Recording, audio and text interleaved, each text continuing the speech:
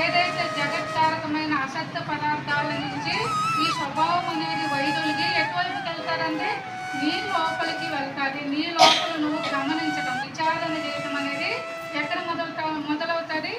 ఈ యొక్క సాక్షి వృత్తిలో మొదలవుతాయి.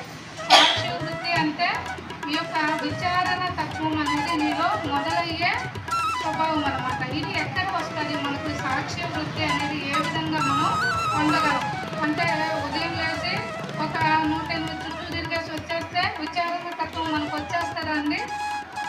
రాదేమో.